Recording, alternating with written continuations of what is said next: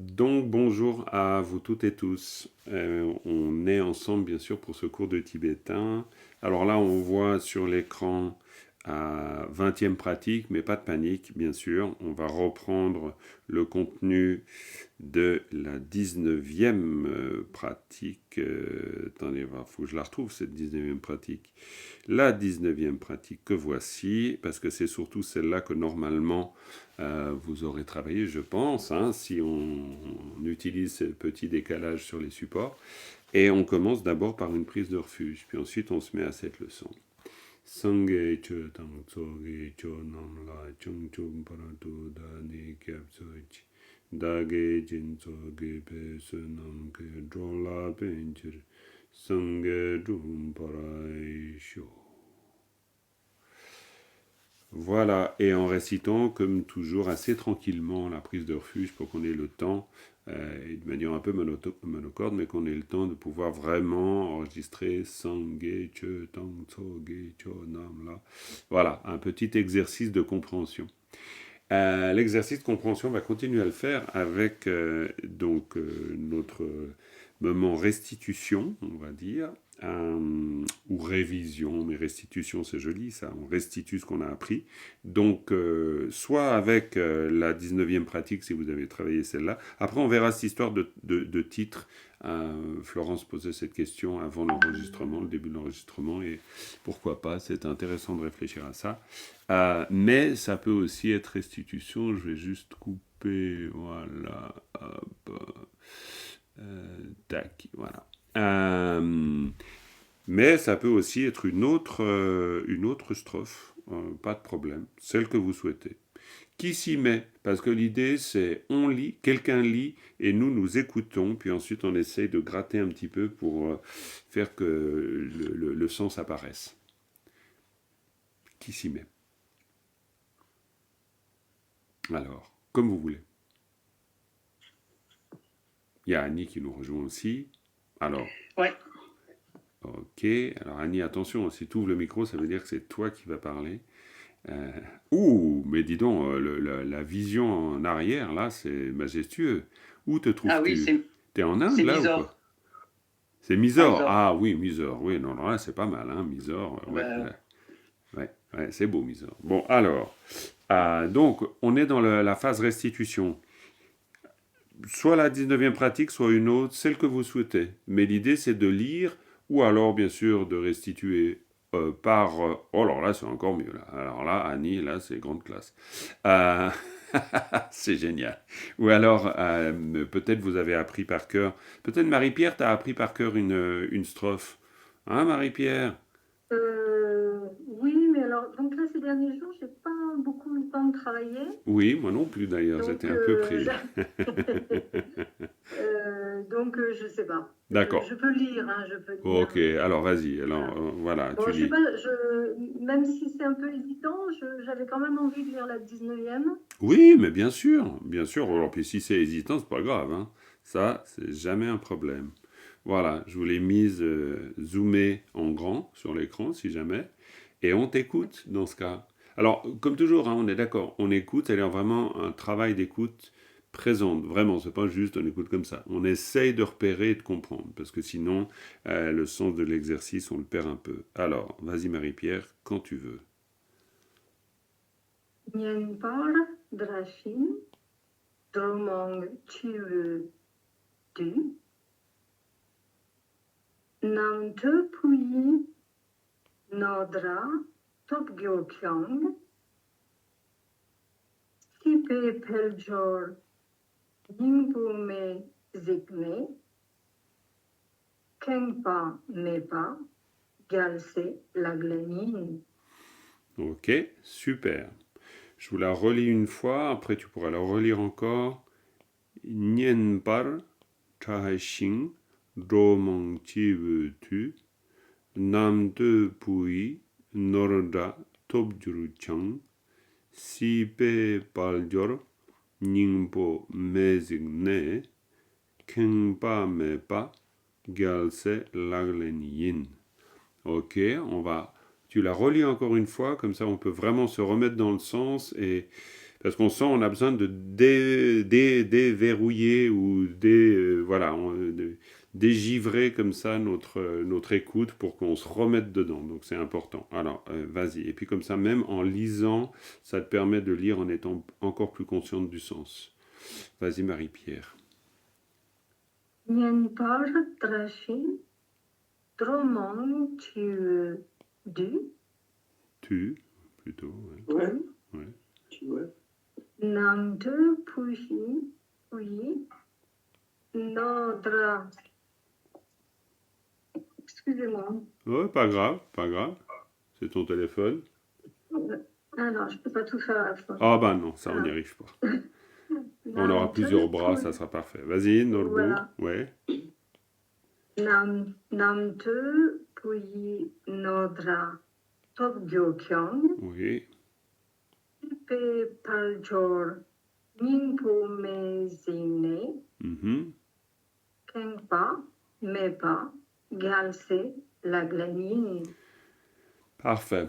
Alors, je sais pas comment vous, ça vous fait, mais moi, ça m'aide à la réentendre. C'est-à-dire qu'au bout d'un moment, ça me permet de recapter un peu le sens. Alors, si par exemple, on entend une chose très simple. Namte pui norja. Qu'est-ce que ça vous dit, Annie? Riche comme le fils de Namtese. Absolument. Namte pui norja. Donc ça, c'est super. Ça veut dire déjà... Oui, À ce sujet, j'ai une micro-question. oui, bien sûr. Gur, il y a marqué passé, mais moi, dans mon idée, Gur, c'était l'idée du futur. Alors, je dois me tromper, là. Non, c'est peut-être moi qui me suis trompé. Non, je dis pas ça, mais... Non, non, mais tu as raison que cette forme de dur, j'ai tout à coup un doute. Il faudrait vérifier dans le clair miroir sur gur. Mais oui, c'est possible, t'envoies un gur d'un coup. Parce que c'est un auxiliaire classique. Hein, c'est clairement l'auxiliaire classique. Top Durutyang. Bon, de toute manière, vu le contexte, c'est clair qu'en français, on le traduirait par être riche comme Crésus, c'est bien qu'on ait obtenu les richesses semblables à celles de Crésus, ça on est bien d'accord, mais c'est vrai que, écoute, on regarde après, on va regarder après. Oui, non, on va regarder. Oui, ben, vu que Pour maintenant... moi, c'est sur la grammaire de Dominique Thomas, c'est le passé. C'est le passé. Écrit comme ça. Ok, d'accord. Ah, mais il y a Le futur, il y a un Ah oui, il y a un AO, il y a un avant. AO. Oui, je confonds, voilà. je confonds souvent les deux. Tout à fait. Merci beaucoup, Claudine. Voilà, c'est l'orthographe qui change alors. Tout à fait. Vous avez toutes et tous reçu le clair miroir hein, par mail. Myriam, c'est pas normal. J'ai envoyé, t'es sur la liste de distribution. Oui, non, c'est tout à fait normal. Le problème vient de moi. J'avais des soucis de mail. Ah bon, ouf. Je non. le redemande en fait. Ah ouais, d'accord. Et puis Dominique, t'as été privé? Oui. Ah, t'as été privé. Ah oui, je vois pourquoi t'as été privé. Parce qu'il y a 3 listes de distribution. Et peut-être que Annie a été privée aussi, du coup. Non, mais moi je l'ai en livre, alors... Oh, bah voilà, alors, ok. Ben Dominique, tu me rappelleras, je te l'enverrai. Je n'ai aussi pas reçu. Alors ça, c'est pas normal, par contre, Nicole. Parce que si t'as reçu le support... C'était quand? Aujourd'hui. Ce matin. Alors je n'ai pas encore regardé mes mails. Alors d'accord, donc ok, donc c'est normal que tu l'aies reçu. Non, parce que tu es sur la même liste de distribution, donc là... Alors, ok, eh bien c'est bien de savoir que tu es là, parce qu'avec l'écran noir, on ne sait pas si tu es là ou pas. Donc... Oui, c'est un peu compliqué ce matin. Alors, pas de problème. Non, on ne veut pas te voir avec les bigoudis, donc tu as tout à fait raison. On est d'accord qu'avec Zoom... Non, pas de problème. Non, on veut rien savoir. C'est tout à fait ok. Donc, on en était à Namte Pui Norda. Donc, Annie, tu as tout à fait raison. Même petit exercice avec Sipe Paljor. Est-ce que ça vous dit quelque chose? Sipe Paljor, quand vous l'entendez. Sipe Paljor. Sipe, c'est devenir. Alors, il y avait plusieurs personnes qui... C'est Sylvia qui parlait. Sylvia, oui. Devenir, ouais, très bien. Devenir et gloire et richesse. Absolument, gloire et richesse, tout à fait. Sipe Paljor. on pourrait dire les acquisitions du cycle de devenir. D'ailleurs, ça dépend comment on traduit Paljol. Mais effectivement, c'est gloire et richesse. Claudine, tu voulais dire quelque chose par rapport à Sipe et Paljol? Sipe, c'est l'existence aussi, non? Oui, c'est aussi l'existence. Et donc, C'est dans ce la cas-là... gloire de l'existence. Alors, ça serait non, succès, alors la gloire non, de pas, l'existence, non. non, ce serait un peu tiré par les cheveux. C'est pas faux du point de vue du sens littéral, mais pourquoi? Parce qu'on est dans le contexte de sipe korlo. Sipe korlo, ça vous dit quelque chose? Sipe korlo. Corlo, c'est la roue. C'est la roue, exactement, La roue la du roue du devenir. devenir. Et qu'est-ce que la roue du Des devenir? existences. La roue des existences, c'est le samsara. Sipe korlo. Hein? Korwa, c'est le cycle des existences, mais quand vous dites sipe korlo, c'est la ronde des existences, si on voulait le dire comme ça, ou le cycle du devenir. C'est un synonyme de samsara. Donc en fait, pourquoi je rajoute sipa, donc ici, hein, sipa, sipe, le devenir? Parce que en fait, pourquoi, Claudine, ce serait difficile de pouvoir dire la gloire de l'existence? Parce que c'est pas de l'existence, c'est plutôt les richesses du cycle, du cycle des existences.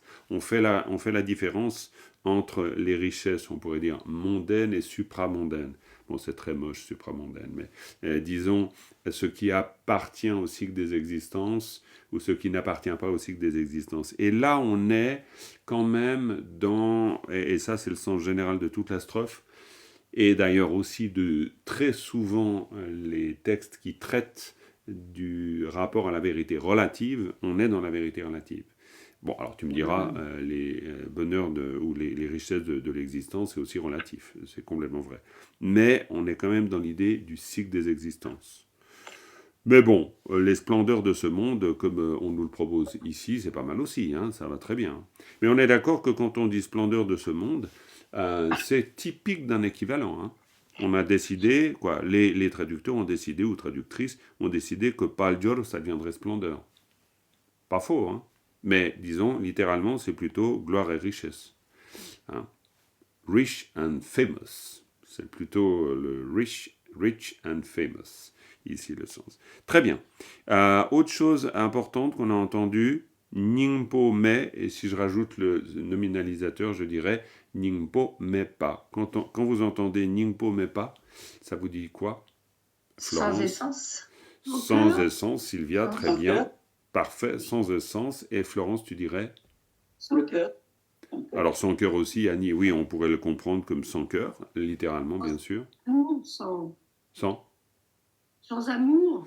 Alors non, là c'est aller trop loin. Mais je comprends, hein, on peut avoir envie de penser que Ningpo c'est le cœur dans le sens de l'amour, la vaillance et ce genre de choses. Pourquoi pas? Non, moi je vois comme le cœur du sujet. Cœur du sujet, oui, mais alors ici, Ningpo Mepa, c'est une expression classique. Ouais, c'est une expression classique pour dire que quelque chose n'a pas de sens, n'a pas d'essence. Et d'ailleurs, on fait le lien. Pardon? Non, c'est pas pareil, on est d'accord. Mais c'est pour dire, par exemple, quand on parle du cycle des existences, et Ningpo Mepa, ça veut dire ça n'a aucune valeur. C'est-à-dire, ça a vraiment. Ningpo Mepa, c'est comme si c'était creux. C'est vraiment dire c'est creux, c'est vide, ça n'a pas de sens. Mais évidemment, ça n'a pas d'essence parce que Ningpo, ça fait référence à ce qui serait essentiel dans un phénomène, c'est-à-dire une existence propre, par exemple. Ce qui, de toute façon, du point de vue bouddhiste, n'existe pas, il n'y a pas d'existence propre. Mais Ningpo Mepa, c'est plutôt à prendre comme une expression. Alors, plutôt que littéralement, il n'y a pas de cœur. Ça, par contre, non. Mais Ningpo Mepa, sans essence, ou vide, ou sans... on pourrait tirer jusqu'à aberrant, hein, pourquoi pas, ce serait pas loin. Oui, Claudine? Ningpo, c'est comme Ningpo Tempa? C'est comme Ningpo Tempa. Poser la question. Ouais, c'est complètement comme Parce Ningpo que ça m'a Tenpa. fait penser à ça. Bien sûr, c'est Ningpo Tenpa. Si ce n'est que Ningpo Tenpa signifie dans ce cas-là montrer la nature de Bouddha. Parce que Ningpo peut faire référence à nature de Bouddha. C'est pour ça qu'attention, hein, c'est du polysémique caractéristique. C'est-à-dire que Ningpo, bah oui, bien sûr, le cœur, mais Ning, hein, Ning, ça vient de Ning. Ning, le cœur, hein, par contre. Hein. Si j'ai un problème au cœur, c'est Ning. Hein, c'est Ning. Le cœur, c'est Ning, il n'y a pas de doute. Après, on le nominalise et Ningpo pour dire l'essentiel. Où là, on n'est plus tout à fait dans le cœur, on est plutôt dans l'idée de l'essence. Voilà. Bon, mais... Le Tathagata garbage, Mhm. est-ce que c'est pour ça qu'on utilise Ningpo comme... Absolument. Absolument, absolument. Tata Gata Garba, Teishin Chekpe Ningpo, c'est le sens de Ningpo ici en cours, en résumé, complètement. Ensuite, on a, par exemple, Nyen Paracha. Nyen Paracha, qu'est-ce que ça signifie? Alors, c'est plus complexe, hein, Nyen Paracha, parce que c'est moins souvent qu'on utilise ça. Mais Nyen Paracha, ça vous dit quoi? Ben, c'est comme si ça répète deux fois célèbre ou célèbre. Oui, tout à fait. Ouais, bien sûr. Oui, on peut le voir comme ça. Il y a un mot, il y a un prénom qui est Nyendrak. Un prénom en tibétain qui est Nyendrak. Ah, ça, j'ai jamais entendu. Mais oui, c'est possible. Hein. Non. Mais alors, j'ai pas tout entendu. Hein. Non, bah ok. Oui. Ouais, bah écoute, si tu le dis, bah, c'est vrai. Donc, Nyen Parta, ouais, bah, très bien. De toute façon, ça, c'est typique en tibétain. On utilise deux mots très proches. Et puis, on utilise... Je n'ai jamais compris pourquoi. Pour affiner le sens, en fait. C'est un peu comme quand on dit dicta pour dire la frayeur, c'est pour essayer de saisir les petites différences qu'il y aura entre la peur, la frayeur, la crainte, l'effroi. C'est exactement comme en français. On va jouer sur des toutes petites différences pour essayer d'associer des sens et de pouvoir faire ces différences. Crainte, frayeur, angoisse, peur, effroi, terrifié, etc. Après, c'est en général le contexte. Alors là, c'est vraiment très, très tibétain. Il faudra, dans ce cas, certainement avoir un tibétophone pour nous dire les finesses de compréhension. Moi, ça m'échappe un peu. Hein, et je vous dirais qu'entre dicta et xianang, après, il y a les usages. Par exemple, si dans la langue parlée, on ne dira pas dicta, si on peut, mais on dira quelque chose d'effrayant qui fait « Ouh, c'est quelle horreur, ouh là, ça me fait vraiment... » On dira « xianang tsapo ». Et là, après, c'est des expressions de la langue parlée qui vont nous dire, ou des usages qui vont nous dire « Ah ouais, d'accord ». Mais par exemple, si on dit « digme » pour dire l'impavidité, ou le fait d'être sans peur, alors là, on utilisera jigme. Par exemple, si on parle de Tara qui délivre des peurs, donc dans ce cas-là, on va utiliser le terme de jik, parce que c'est vraiment les peurs, dans le sens vraiment des peurs fondamentales, des peurs presque archétypales. Et puis en français, est-ce qu'il y a une différence entre célèbre et avoir une renommée?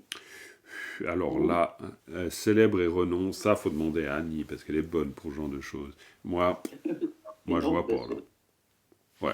Moi, je voudrais dire quelque chose quand même. Bien si sûr. on est obligé de redoubler les syllabes, c'est parce que si on n'en a qu'une, il y a tellement de confusion possible.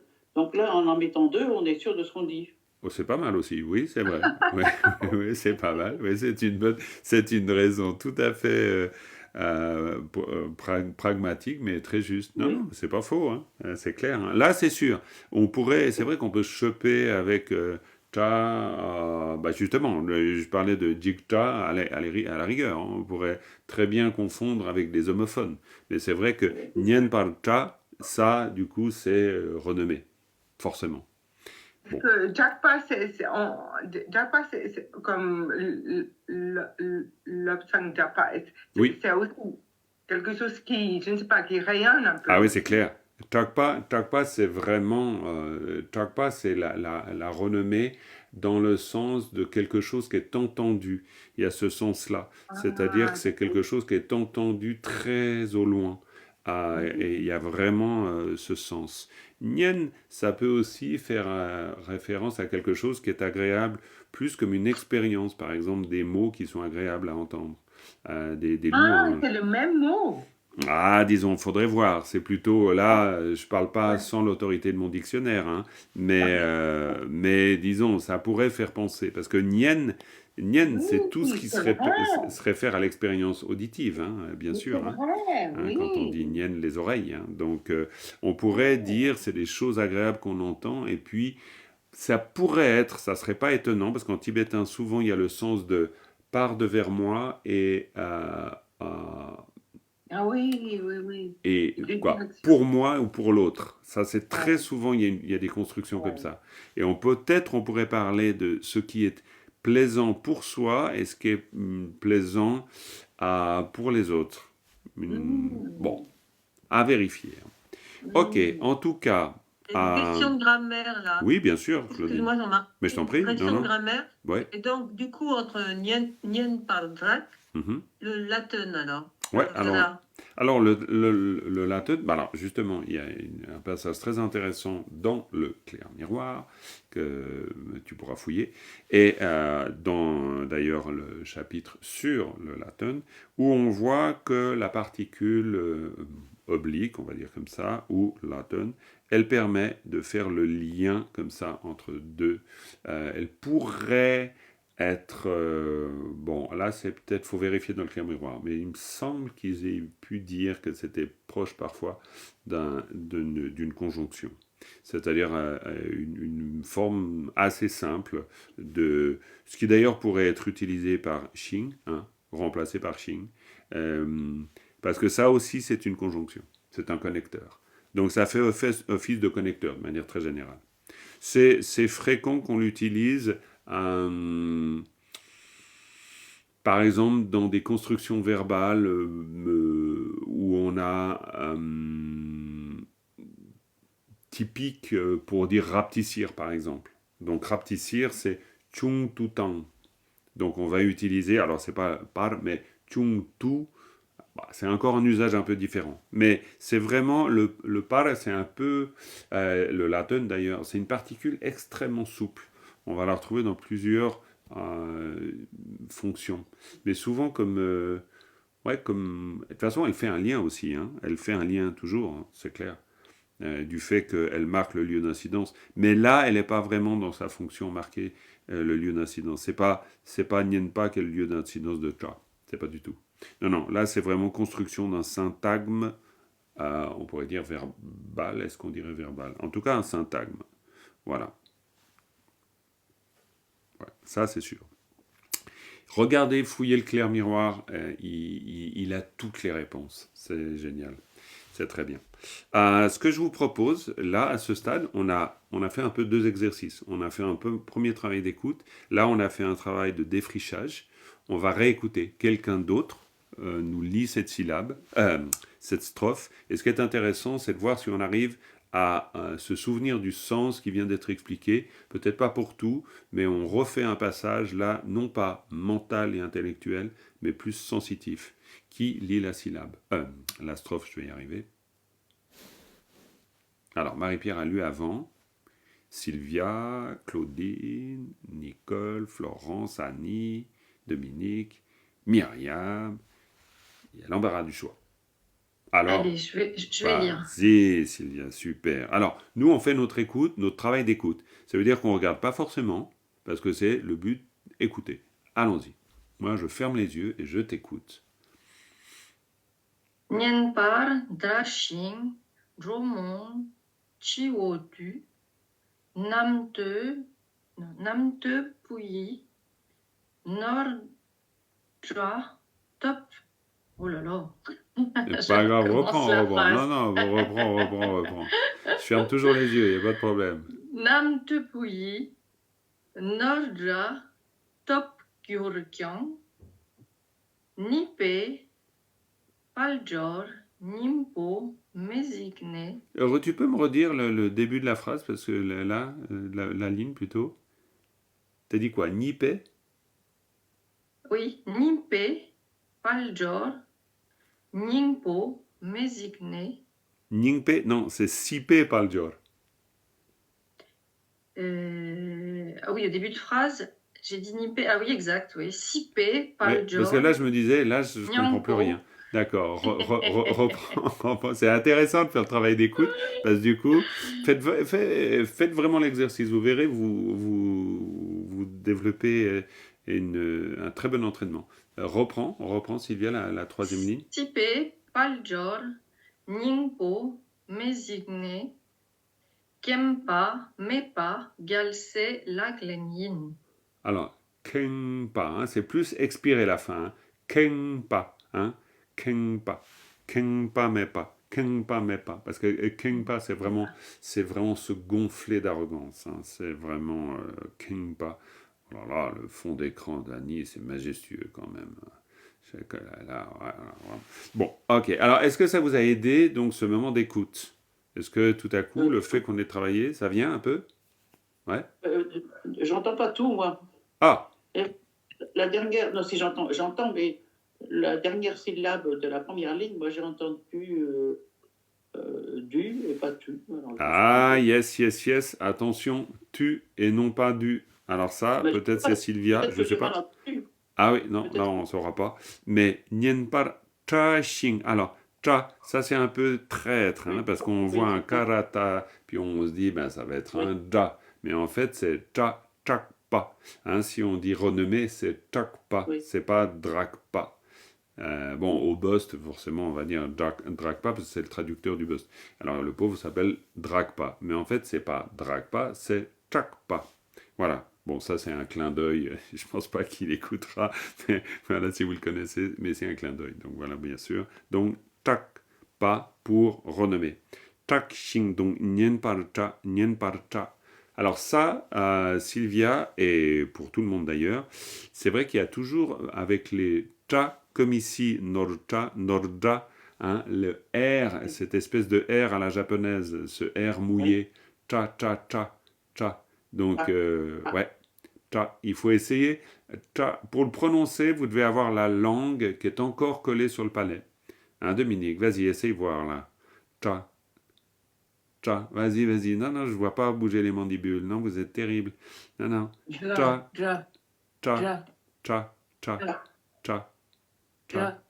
Ouais, cha. La Mazanpo, il m'a appris en disant qu'il fallait pas que ça sorte de la gorge, il fallait que ça reste les... Eh ben vas-y, montre-nous. Avec la langue sur les dents. Vas-y. On refait.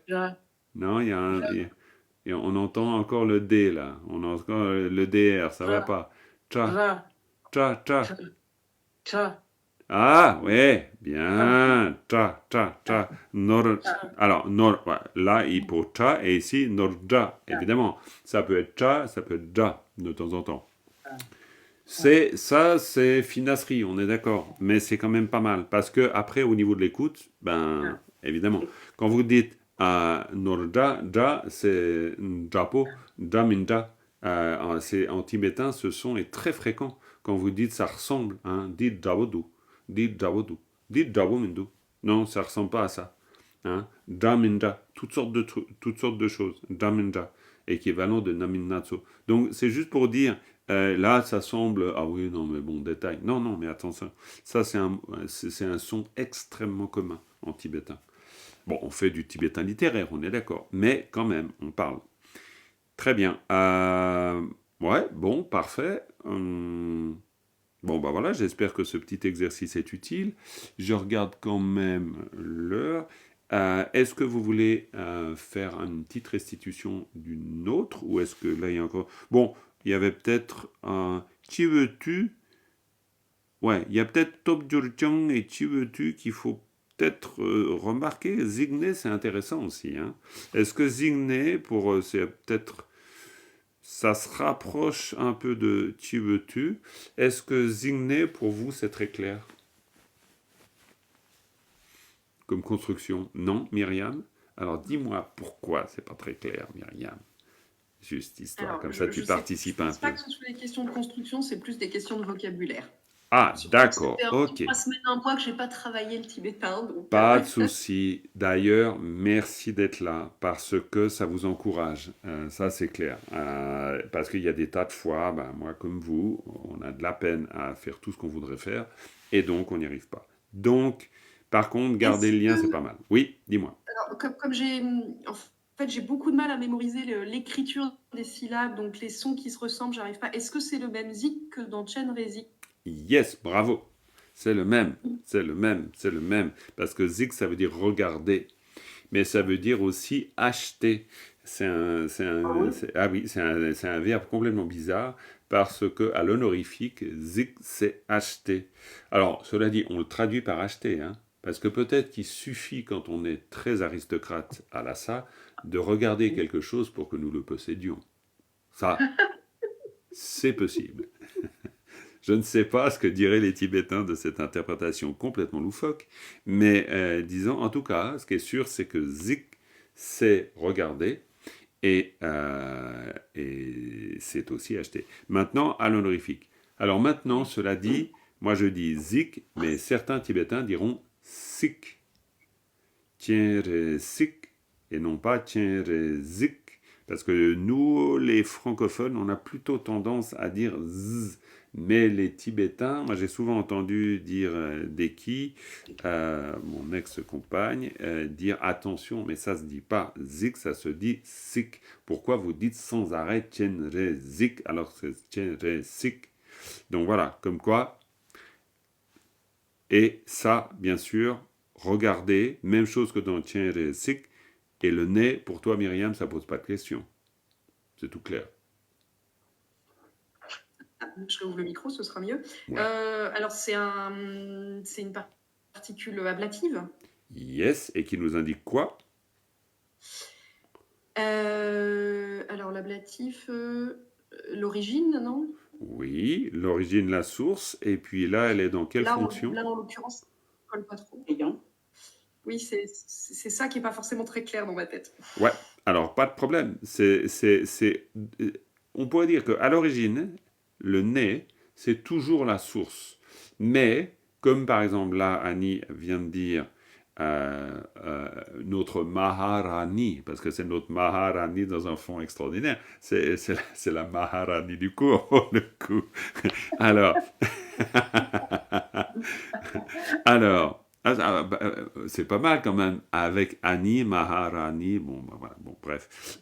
Donc, né, ok, né, la source, l'origine, dans le sens où c'est effectivement ayant, mais ayant, ça veut dire que tout ça, c'est une source pour la suite, dans le sens où ça provient de, hein, c'est le sens de provenir aussi, la provenance. Donc ça veut dire que ayant fait ça ou vu ça, eh bien, on voit ça ou on fait ça.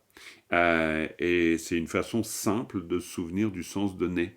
Mais effectivement, ici, ça marque aussi l'action. C'est-à-dire, on peut vraiment le considérer comme à peu près un ergatif instrumental. C'est dans le sens, ça provoque, et surtout, souvent ça accompagne un verbe, donc zigne, dit tiene, ayant fait cela, eh bien ceci se produit. Hein, ça c'est très très classique. Donc voilà, donc zigne, ben, ça veut dire ayant vu, tout simplement. Hein. Ningpo me zigne, ayant vu que cela n'a pas de sens. Ningpo me pas. Donc, hop, oula, qu'est-ce qui s'est passé? Oui, donc, si pe paljor ningpo me pas zigne, ayant vu que ça n'a pas de sens, donc, kingpa me pas, galse la laïn. Sans arrogance, telle est la pratique des bodhisattvas, bodhisattvi. Tout simplement. Alors, ce qui est intéressant, c'est que le zigne, et ça c'est quand même très important, ningpo me pas zigne, ça veut dire que, en fait, ça veut dire quoi pour vous? Puis après, je vous dirai ce que ça veut dire pour moi. Ou ça, bien sûr, qui que ce soit qui s'exprime, c'est bien. Dans le sens, littéralement, bien sûr, Ningpo me pas zigne. Mais qu'est-ce que ça indique comme compréhension? Il n'y a pas la vacuité, une absence d'existence inhérente. Bien sûr, et ça tu as tout à fait raison. Donc ça veut dire que le détachement, pourrait-on dire, ou l'absence d'arrogance, ou être relax face aux richesses du cycle des existences, du point de vue bouddhiste, ça ne viendra pas d'une valeur morale, ça viendra d'une expérience de la vacuité et d'une compréhension de la vacuité. Et c'est quand même très intéressant. Ça ne veut pas dire qu'il n'y a pas une valeur morale au contentement, etc. Mais là, clairement, on retrouve l'idée que si je comprends que les phénomènes sont libres d'existence propre, pourquoi m'y attacherais-je ? Pourquoi donner de l'importance à quelque chose qui n'en a pas ? Et donc, ça, c'est contenu dedans. Je le dis juste parce que, quand même, la connotation morale peut intervenir. Là, par exemple, on dit réaliser. Oui, on n'est pas loin du sens. C'est possible. Mais on peut aussi... Voilà, mais c'est juste pour... on pourrait dire prendre conscience que, hein, ça ne nous empêcherait pas de le dire comme ça. Zik, c'est voir, c'est presque de réaliser. Ah, mais complètement. Ah, mais totalement. Zik, ah, mais tout à fait. Tout à fait. Non, non, mais zik, réaliser, ça marche très bien. Zik, ça veut dire qu'on a vraiment vu, et au sens propre. C'est même pas au sens figuré. Alors, évidemment, au sens figuré pour nous, parce que ça veut dire on le réalise mentalement. Mais là, c'est vraiment, on n'a plus de fascination. Parce qu'on a vu que ça ne vaut pas la peine. C'est même pas que ça ne vaut pas la peine, c'est qu'il n'y a pas. Il n'y a pas. Ouais. Et il n'y a pas à cause de quoi ? Et je veux dire, dans l'expérience relative, c'est lié à quoi tout ça aussi ? Parce qu'on retrouve dans les 37 pratiques cette idée. Hein, vous vous rappelez peut-être ces bonheurs du cycle, ces bonheurs des mondes supérieurs, qui sont si fragiles qu'une goutte de rosée à la pointe d'un brin d'herbe. Hein, c'est le côté éphémère. On voit que c'est éphémère aussi. Hein, dans le contexte de la pensée bouddhiste telle qu'exprimée ici, l'absence d'essence, c'est aussi l'impermanence. Ça veut dire que les choses elles sont vaines, elles font comme ça. Voilà. J'ai une question sur le verbe zik. C'est voir un honorifique. Pourquoi utiliser l'honorifique ? Est-ce que c'est en relation avec le fait qu'on parle des bodhisattvas ? Je pense. C'est la seule chose, voir, regarder, hein, c'est les deux sens. Oui, je crois. Je pense. Ouais, ou alors c'est une question de style. Parce que le verbe ta ou tene serait trop... C'est vrai que ce serait peut-être trop parlé. C'est possible aussi. C'est peut-être un souci de faire... Il me semble que voir ordinaire, c'est plus concret. C'est des choses qu'on voit. Alors que là, il s'agit de voir une vue philosophique. Oui, c'est possible qu'il y ait ça aussi. C'est envisageable. Je vais juste bloquer pour pas qu'il tourne. Oui, fort possible. Ça, je ne saurais pas trop vous dire. En tout cas, voilà, on a vraiment gratté le sens de Zigné et c'est pas mal. Ça nous aide, hein. Le but de tout ça, c'est de créer des liens, des liens avec le sens, hein, pour qu'on se souvienne des choses. Moi, j'ai une idée. Oui. Vas-y, Annie. Vas-y. À propos de Zik et acheter. Oui. Je me dis que si je suis un grand personnage dans une boutique, il suffit que je pose mes yeux sur l'objet pour savoir que je veux l'acheter. C'est pas mal, ça. Ouais, c'est joli. Oui. Pas besoin de le dire.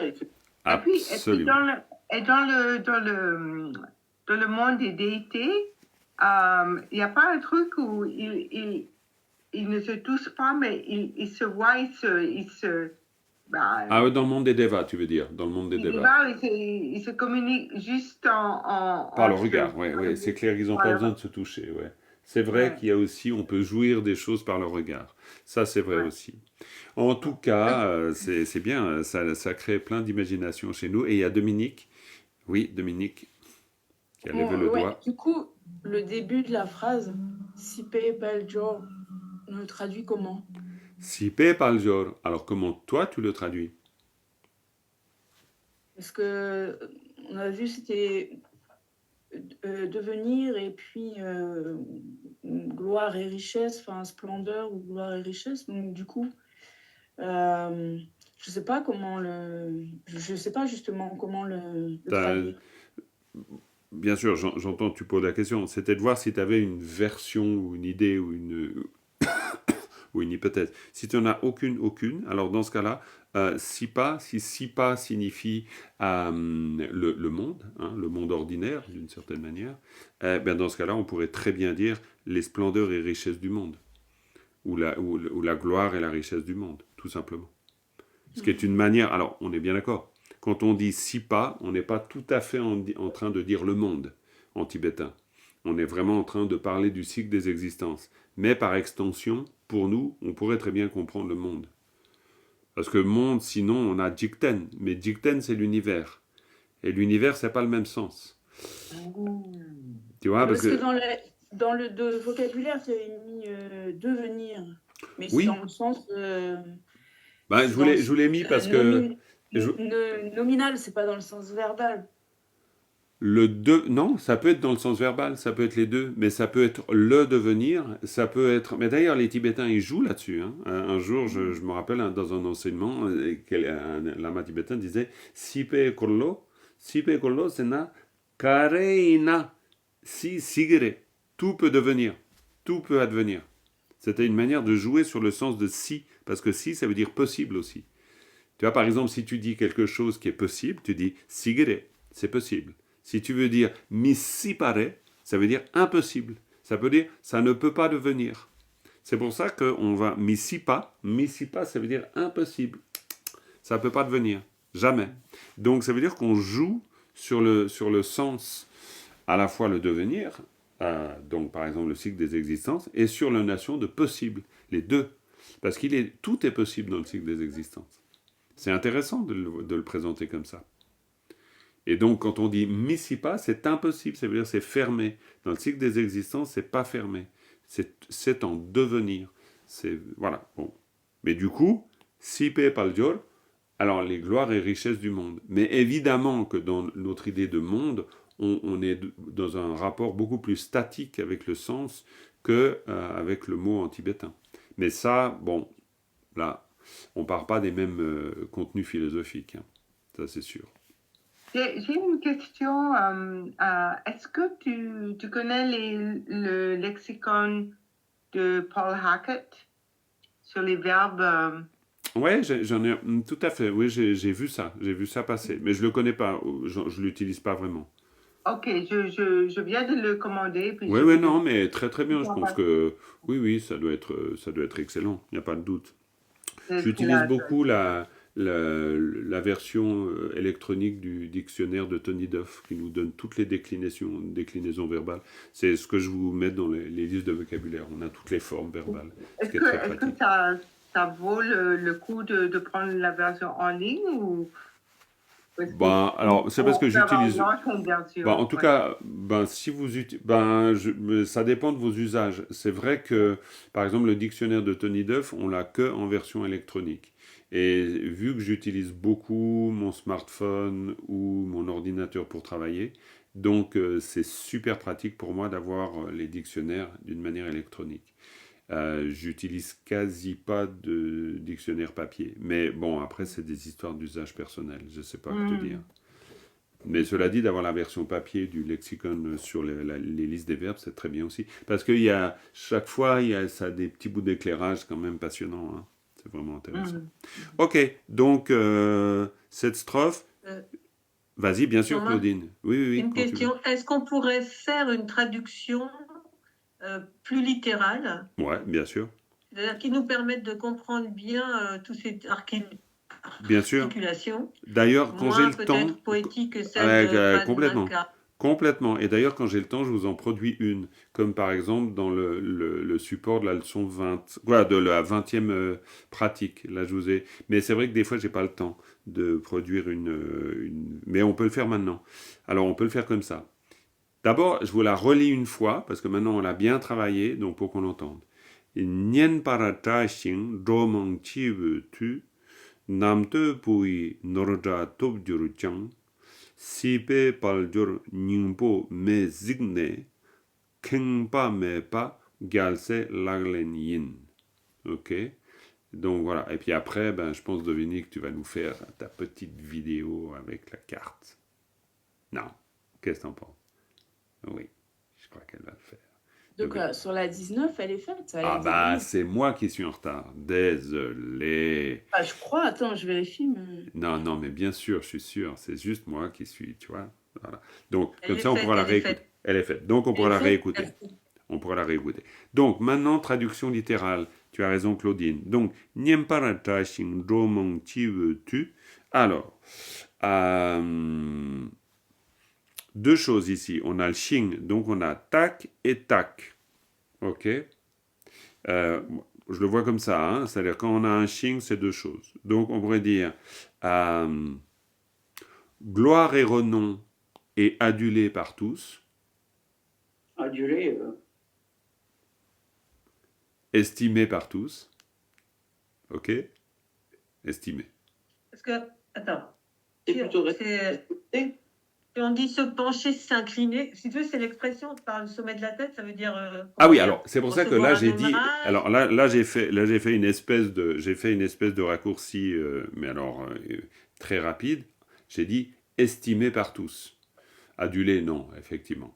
Mais estimé par tous, c'est dans le sens tu veux-tu, je le place au sommet de ma tête. C'est-à-dire que c'est le signe de respect traditionnel en Orient, tout simplement. Mais alors maintenant, si je fais un équivalent, il est estimé par tout le monde. Il est, mais ouais, pour faire estimé par tous, pour avoir notre domang, hein, pour avoir. Oui, Annie.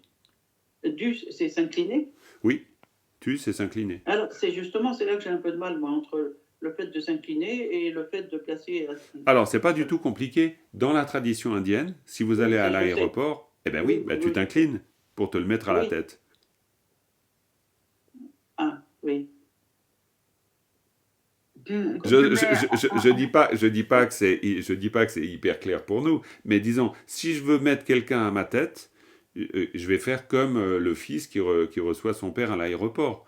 Des scènes qui sont chaque fois hallucinantes. C'est-à-dire... Tu te mets à genoux et puis... Ah bah oui, je m'incline et tu vois vraiment la personne dans l'aéroport. Elle s'incline et elle touche quasi avec sa tête le pied de l'autre. Donc le mettre à ma tête, c'est dans ce sens, traditionnellement. Oui, bien sûr. Oui, ah bah oui, ça veut pas dire le monter et le placer sur ma tête. Ça, c'est que dans les visualisations. Hein. oui, mais on est d'accord, sinon ce serait compliqué. Et c'est pour ça que c'est intéressant. Incliner et mettre au sommet de la tête, eh ben, du coup... Dans la visualisation, on ne s'incline pas. Non. On ne s'incline pas parce qu'il suffit de se mettre dans la visualisation pour être en situation, on pourrait dire, alors d'infériorité, ce serait peut-être trop dire, c'est trop connoté, mais en situation de filiation, en l'occurrence. Là, c'est clair. Donc le maître est au-dessus. Là, c'est sûr. Comme dans un étagement d'un arbre de lignée, par exemple. Donc, voilà pourquoi je disais estimer. Mais bon, parce qu'il y a le shing. Hein. Le shing, ça, c'est très important. Ça fait l'articulation. Tac, tac. C'est-à-dire, le shing, c'est le et. Donc, renommé et adulé, admettons, hein, ou je ne sais pas, comme on veut, quoi.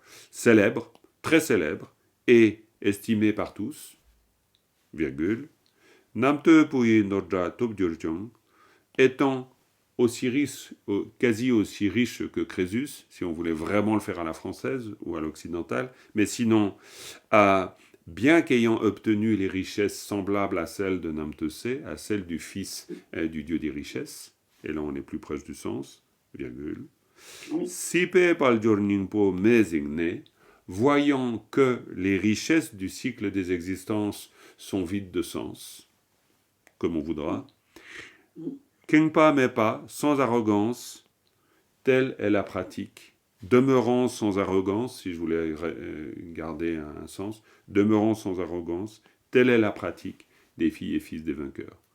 Et on a notre phrase, on a notre strophe. Ok. Ça vous va ? De toute façon, ce que je viens de faire, c'est l'exercice qu'on doit faire. C'est-à-dire, au bout d'un moment, faire que, voilà, on sente le sens, on doit le sentir le sens. Et bien sûr, c'est pour ça qu'on fait de l'analyse de texte. C'est pas juste pour rester dans l'analyse, mais c'est une grande rigueur de l'analyse qui nous permet ensuite une grande liberté, qui nous permet de sentir le sens. Ça, il y a vraiment de plus en plus je fais cet exercice, plus je me rends compte que c'est carrément génial, parce que c'est ce qui me permet de comprendre, en fait. C'est de vraiment faire qu'il n'y ait pas de doute sur la structure, pas de doute sur le sens des particules. Et si ça c'est clarifié, alors le sens, ouf, il jaillit tout seul, en fait. Ok ? Bon.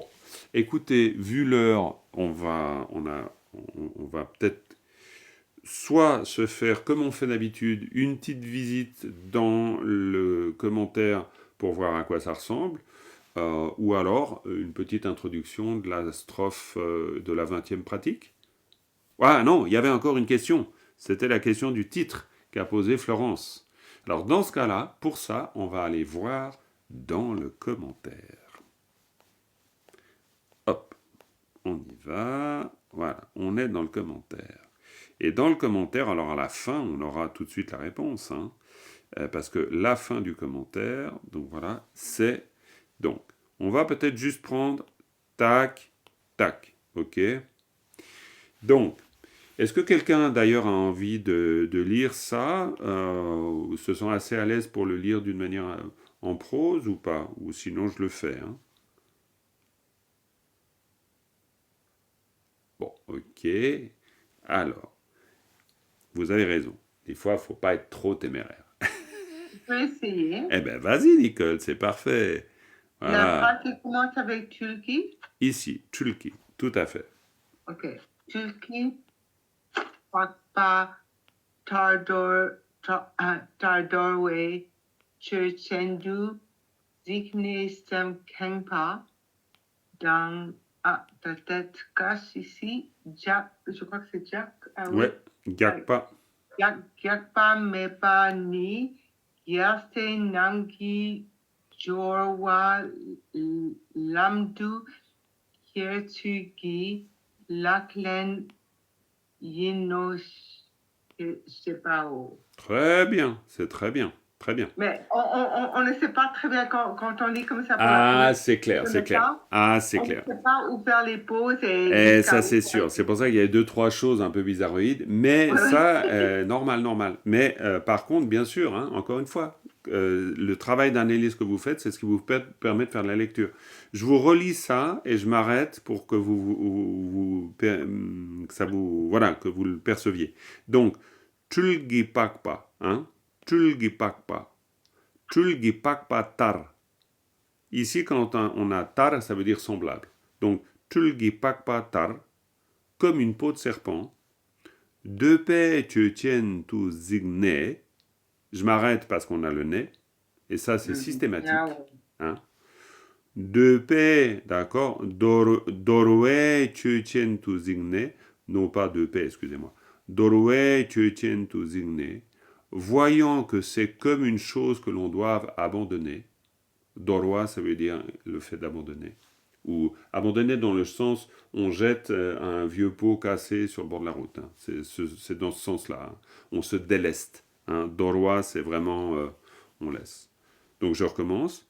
Tulgi pakpa tar, dorwe chechen tu zigne, sem kengpa tang, gyakpa mepa ni, et je m'arrête. Forcément, parce que j'ai le temps, donc je sais que là, vu que je me suis arrêté à nez, donc ça veut dire Sem Kengpa, je suis certain que là, c'est un groupe de mots. Donc, Sem Kengpa, c'est-à-dire un esprit arrogant, et Gyakpa, ça veut dire gonflé. Hein, c'est vraiment un gonflé d'orgueil, c'est bouffi. Littéralement, ça pourrait être bouffi. Hein. Bouffi, mais pas, donc... ni arrogant, ni bouffi d'orgueil. C'est gros. Ouais, c'est gros. C'est le même que le gros. Je crois. Hein, encore une fois, mon dictionnaire n'est pas loin, mais disons, vérifiez quand même. Mais je crois que oui. Gyakpa, mais pas. Ni. Alors, ni, je m'arrête. Parce que ni, ça veut dire concernant ça. D'accord ? Donc, forcément, je prends le réflexe. Quand je vois ni, c'est mes 2 points. Hein. C'est mes 2 points, ouvrez les guillemets. Donc, voilà. Donc, concernant un, donc, Gyalse namgi jorwa lamtu kirtsul ki laglen yino. Pourquoi ? Parce que gyalse nam ki, hein, bon, je peux faire une pause aussi à ki, pourquoi pas, c'est très bien. Hein, gyalse nam ki, donc les filles et fils des vainqueurs. Jorwa lamtu kiretsul gilaglen, et c'est Jorwa lamtu kiretsul gilaglen, ça veut dire la pratique qui intègre au chemin la richesse. D'accord? Jorwa lamtu kiretsul, alors c'est là où le réflexe vient du fait de l'analyse, parce que vous avez lamtu ker, ça veut dire prendre dans le chemin. Avant, il y a eu une question posée sur le... Est-ce que c'était Myriam? Je ne sais plus qui l'a posée. C'était concernant le... À moins que ce soit Sylvia, je ne sais plus. Sur le laten au milieu du verbe pour nien parata. Hein, je ne sais plus qui a posé la question. Bref. Et moi, je vous disais qu'on peut utiliser l'oblique pour créer un verbe. Ben, c'est typique. Alors là, parce qu'on est encore en fonction de teni, marque d'incorporation. Bref, c'est encore une chose particulière. Mais en gros, lam tu ker, là c'est un peu différent parce que lam c'est pas un verbe, donc c'est un usage un peu différent que nien paracha, mais vous avez encore votre particule oblique qui vous permet de faire un verbe. Lam tu ker, ça veut dire intégrer, intégrer dans le chemin sous-entendu. D'accord? Donc voilà, quand vous lisez ça puis que vous avez fait de l'analyse, ben vous le lisez presque comme un... Bon, bien sûr, il y a des histoires de vocabulaire, mais vous le lisez sans trop de difficultés, vous le comprenez très bien. C'est-à-dire un tulgi pakpatar, comme une peau de serpent, dorwe tu zigne, voyant que c'est une chose de toute façon que vous devez jeter, hein, il n'y a rien à conserver d'une peau de serpent. Sem kengpa gyagpa mepa ni, donc cette absence d'orgueil et de suffisance, ou d'arrogance et de bouffie d'orgueil, comme vous voudrez. De toute façon, là, on ne se perd pas dans le sens, il faut comprendre au niveau feeling aussi. Eh bien, gyalsen namge jorwa lamtu kersul gilaglen yino shepao. Donc, c'est là, bien sûr, la pratique des vainqueurs, des fils et filles des vainqueurs, que de prendre donc la richesse dans le chemin. Ok ? C'est pour ça que de temps en temps, allez fouiller dans le commentaire. Pourquoi? Encore une fois, non pas pour apprendre, traduire le commentaire directement, mais un peu pour vous frotter au contexte prose. Et le contexte prose, comme l'a dit Nicole, c'est intéressant parce que très vite vous vous dites « Ah tiens, zut, ça commence où, ça finit où ?» Et donc du coup, ça vous oblige, si vous voulez résoudre l'énigme, de reprendre le sens des particules. Ok?